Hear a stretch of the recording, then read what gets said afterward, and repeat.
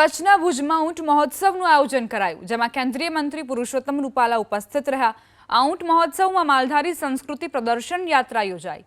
ઊંટ સાથે સંકળાયેલા સમુદાયોની જીવનશૈલી, સંસ્કૃતિ, હસ્તકળા, ગીત સંગીત, ઊંટ ઉછેર પદ્ધતિ, camel milk dairy, camel product જેવી બાબતો પ્રદર્શિત કરવામાં આવી।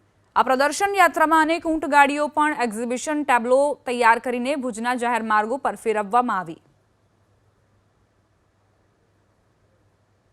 ઊંટના દૂધની ખરીદી થવાનો જે કાર્યક્રમ થઈ રહ્યો છે એ અંગે ઊંટ પાલક પશુપાલકોએ ખૂબ જ મોટો સંતોષ વ્યક્ત કર્યો અને એવું પણ જણાવ્યું કે આ પ્રવૃત્તિને કારણે હવે નવા યુવાનો પણ આ વ્યવસાયની અંદર ફરીથી જોડાવા લાગ્યા છે અને ઊંટોની સંખ્યામાં પણ વૃદ્ધિ જોવા મળે છે।